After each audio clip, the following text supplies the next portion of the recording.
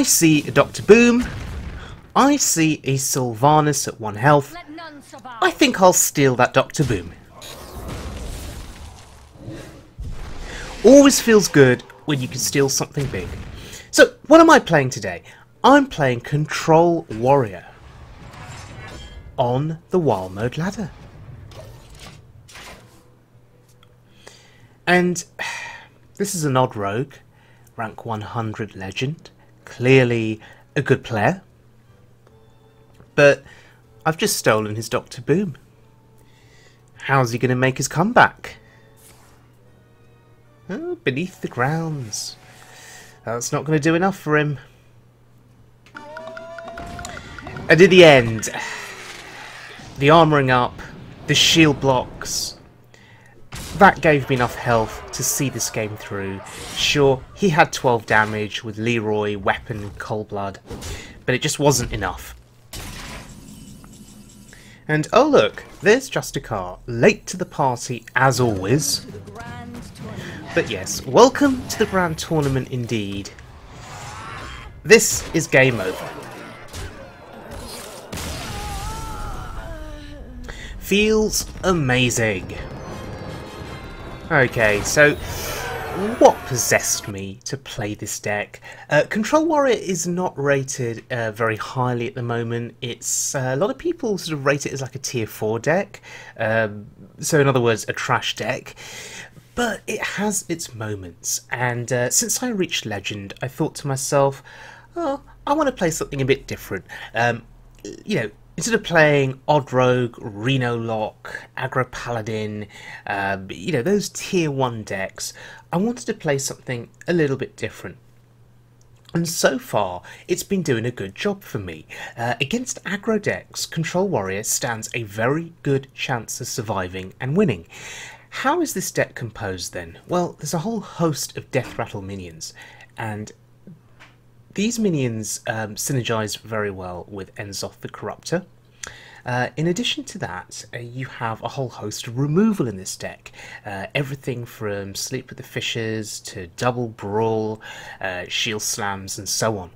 Now, the original version of the deck, which I found on Hearthstone, had the Warrior Death Knight. I removed that card in favour of Justicar Trueheart. Why did I do that? The Warrior Death Knight is awesome against aggro, because you have that hero power that does AoE to the board, but I felt there were enough tools in this deck to deal with aggro, particularly paladins, right? So Blood Razor's 1 damage AoE I felt was sufficient. You know, we have double Warpath. I felt the Warrior Death Knight was overkill. And I'd actually much rather prefer Justicar purely because of tank up. Really good against not only aggro decks, but against control decks. It can help you last into fatigue. But then, of course, why play Justicar? Why not play an odd deck with Baku? You get the same hero power. The reasoning is, I think there are too many even cards in this deck that are good. Death Spite, you know, Dead Man's Hand, Sleep with the Fishes, Warpath. Therefore, I felt that an odd deck would have been a waste. So let's have a look at 2 games of this deck in action on the Wild Mode ladder. It's been a long time since I've played Control Warrior, so I am a little bit rusty. So again, excuse any misplays that I make.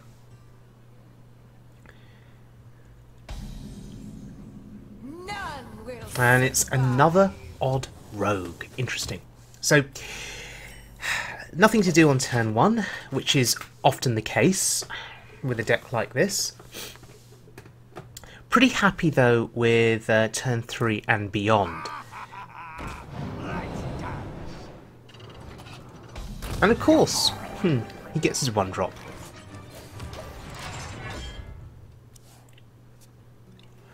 So, we've got the potential next turn to play Ravaging Ghoul to clear board, or we have Acolyte of Pain. Playing the Ghoul is beneficial because it negates any value he gets from Southsea Captain coming down and buffing the 2 pirates. However, Acolyte of Pain is card draw, and that's what I want here.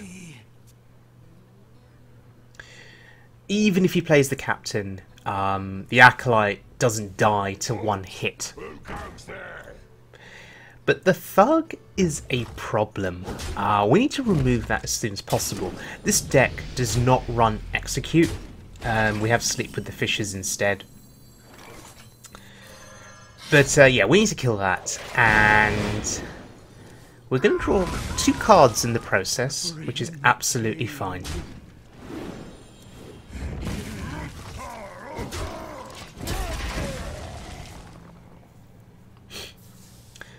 Okay, so we're in a reasonable spot here. 22 health on turn 4. Could be worse, right? It could be worse.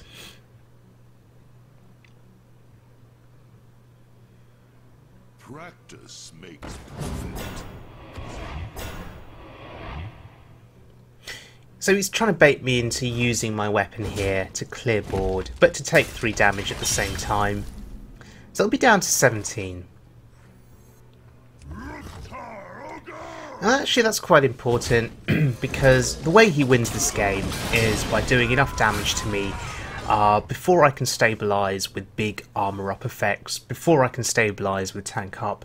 His weapon there will do a lot of work at helping to shred my armour. You know, a 2 damage weapon compared to a 1 damage weapon over the course of a long game, that damage adds up. So, we have removal options in hand. We have Shield Block, Shield Slam, that's pretty useful. We have Ravaging Ghoul, but is he going to play 1 health minions? Probably not. We have Warpath though. This guy's toast. Okay, interesting. We have Ravaging Ghoul and Sleep with the Fishes.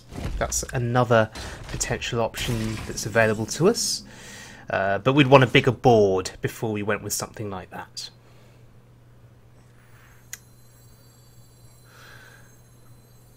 I'm tempted by Shield Block, Shield Slam here, which is interesting. I know there are other targets that deserve the Shield Slam. But this just gets the 3-3 out the way. It keeps the board clear. I use up all of my mana, so it's mana efficient. We're able to hero power. Yeah, feels okay. Of course, now that I've done that, he's going to play something big because he's seen that bit of removal. Yeah, that's pretty big. And once again, he hits the face, just doing 2 damage, trying to shred that armour.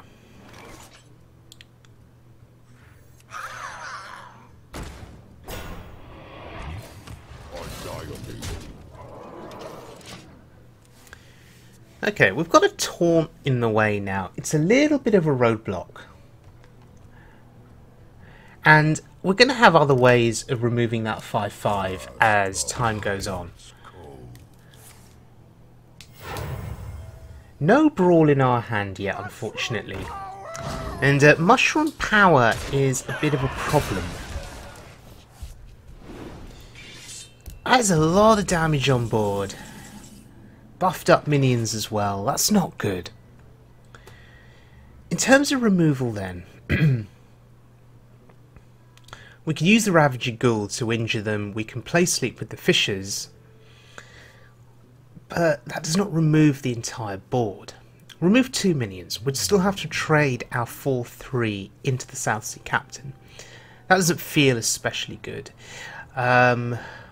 Warpath, we can execute 4 times. That's 4 damage AoE. We'd still have to trade the 4-3. So that's not great either. So in the end, I think Ravaging Ghoul, Sleep with the Fishes is fine here. Because we end up with a 3-3 on the board. That's the line of thinking.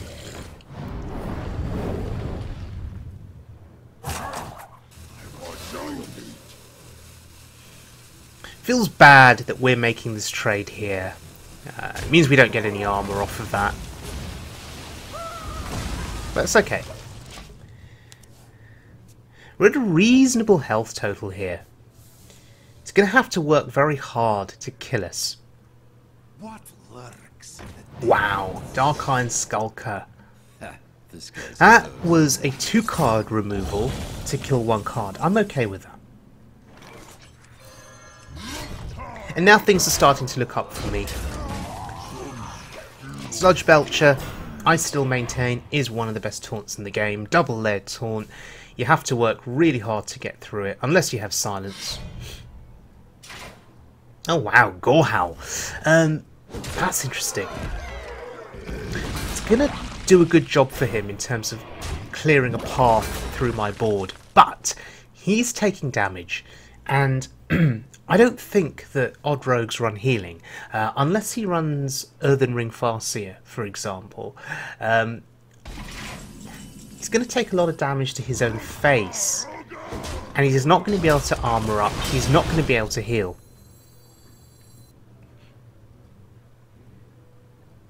Death does not scare me.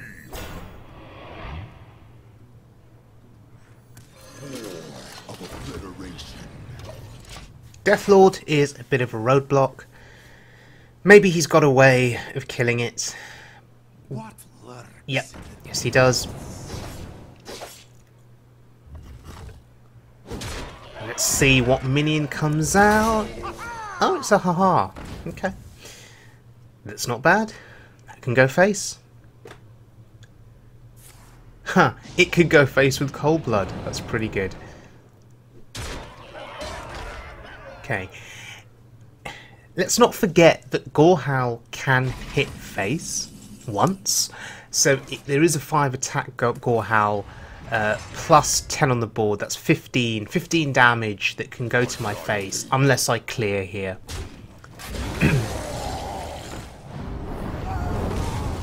Okay. And I'm just going to be aggressive now. Because I have Enzoth coming up soon, and that's going to be a substantial board presence.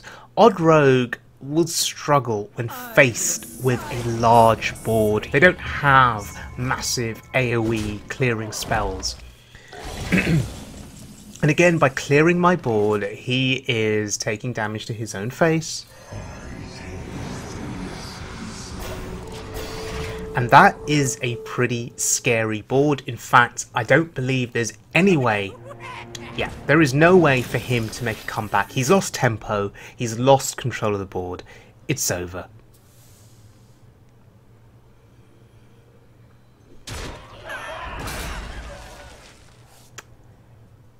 Don't worry, loves. The cavalry's here. And that does absolutely nothing. Still wants to get that last hit in with the Gorehowl. That was a pretty cool game. Very unexpected seeing Gorehowl there. Okay, final clip. It's against a paladin. Now, this is more than likely aggro paladin with dudes. So, Acolyte of Pain trades very nicely into dudes. Bloodrazor is a great way of clearing them. So, we're set up pretty well.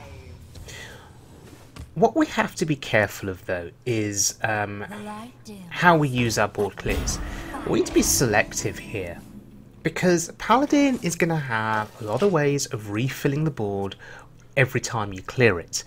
Just the hero power alone summoning 2 Silverhand recruits is a big deal. Reporting for duty.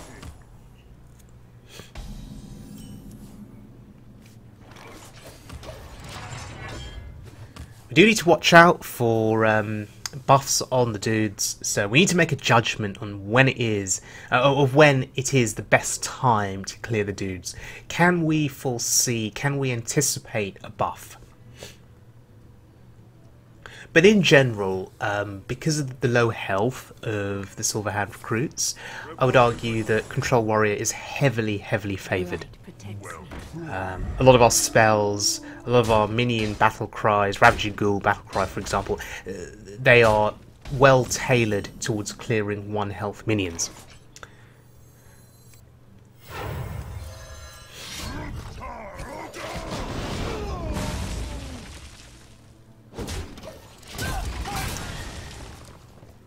Now we have another board clear, essentially equipped via our weapon. So if you're the paladin, Reporting for there's not much you can really do here. Yeah, hero power pass. Doesn't want to commit anything else.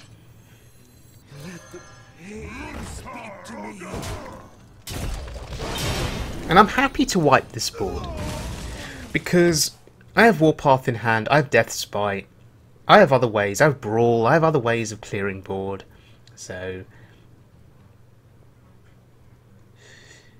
we have Justicar 2 for turn 6, so playing her on turn 6 and then tanking up whenever we can, that's going to be a big deal as this game goes on. Which path to choose? reporting for duty. Halt! And he'll be looking at that Acolyte thinking, oh, card draw. Can't kill it in one go. We're going to draw at least 2 more cards. And Hench Clan Thug. This is actually the first time I've seen a paladin on the ladder playing Hench Clan Thug. Did he discover that card from something? Did he get it from something else? He didn't. He's playing that in his deck, which means that his deck is weapon heavy. Interesting. Very interesting. He thinks he's a rogue.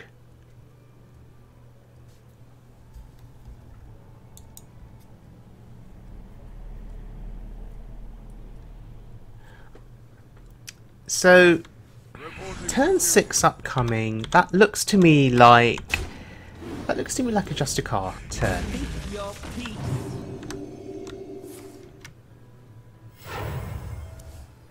Gets a little bit of value. Gets a little bit of value from card draw.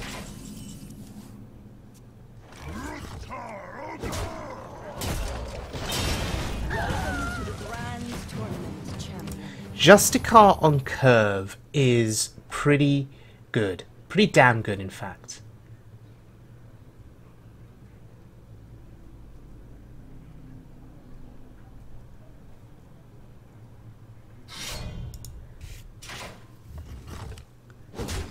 Take 6 to the face. Happy with that. Reporting for duty.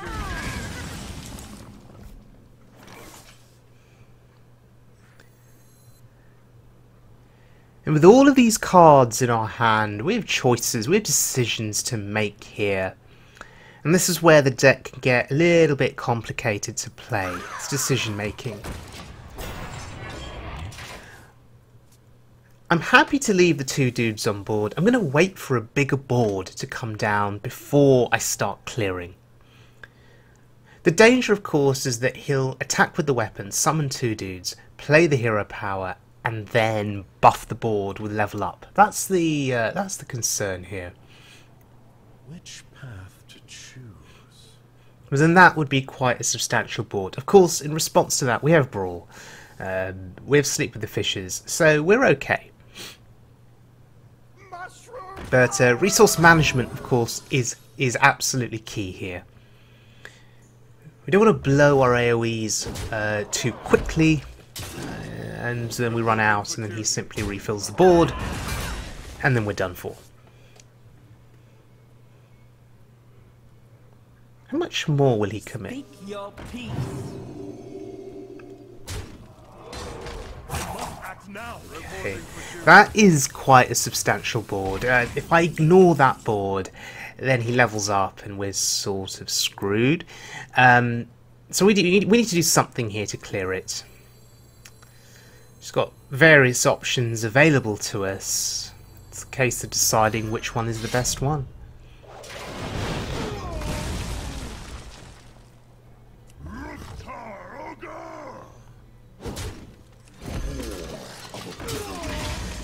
So I didn't tank up there. Decided to play the minion. Was that a mistake? Should I have tanked up? Is the 4 armor worthwhile? Back to your homes. Because he isn't going to kill that minion. He's just going to leave it on board, right? Reporting for duty. Reporting for duty. But my health total is quite precious here. I do have to be very careful. Should I have tanked up on that turn? Reporting for duty. Reporting for duty. The light protects me. Okay, that's Again, another massive board. Every time you clear the Paladin's board, he simply puts more minions back on it. So, I can attack with my weapon, destroy the Divine Shields. I've also got Warpath as an option here.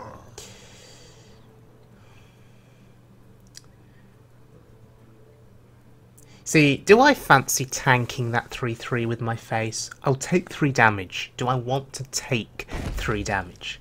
This is the question. This is not... These are not easy decisions to make.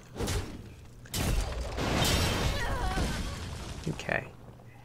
If I now play the Warpath, we clear the board fully, our 4 attack minion survives, we tank up, I think, and we play the minion. Okay, so we've got 8 attack on board. Let's not forget that his health total is super low, and sometimes it's easy to miss that. Sometimes you just get so obsessed with clearing board, you miss the fact that your opponent's nearly dead, and as a control deck, you can still make aggressive plays and push damage and win. Reporting for duty. So, clear the board once, he refills again.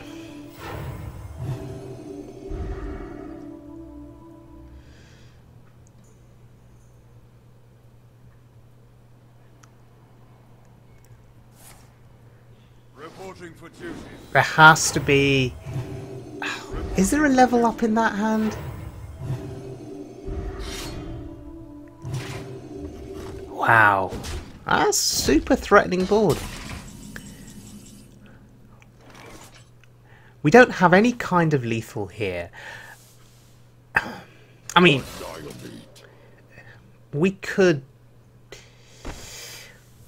try and draw into a lethal with shield block if we get a weapon. Nope, no weapon. In that case, we have to clear this board.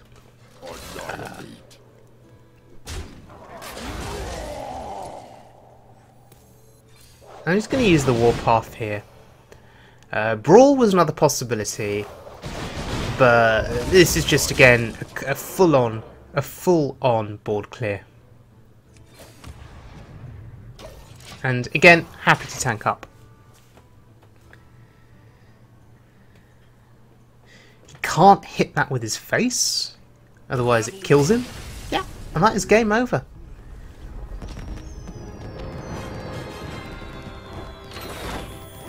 So, this deck, it's won me 3 games in a row. I haven't played many games with it. It's won me 3 in a row. The question is, okay, it's good against aggro, but how would it fare against Reno Lock? How would it fare against Shudderwock Shaman? How would it fare against Malagos Druid? Or against Togwaggle Druid? See, those are the tougher matchups. So I've had fun with it. Will I continue playing this for the next couple of days on the Wild Mode ladder? Probably not. I think I've done as much as I can with this deck. What would interest me though is whether a second copy of Dead Man's Hand would be appropriate, particularly in long control games. Reno Lock is incredibly popular on the ladder at the moment, and of course Reno Lock excels at clearing boards, and they have a certain number of board clears, everything from Corrupting Mist to Twisting Nether, Kazakus Potions. There's at least 4 big board clears there. And if you count Godfrey, that's 5. So, and maybe there's a couple more that I'm missing, I don't know.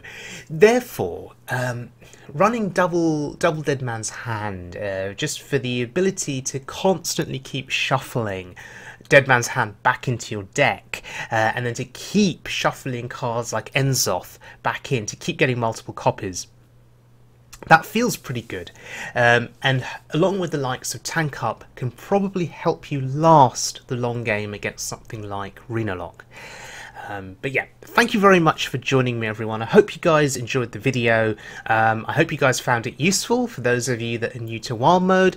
If you are tempted to craft cards for this deck, please note Control Warrior is not ranked very highly on the Wild tier list at the moment. It is rank 4. It's, in other words, considered to be a bad deck.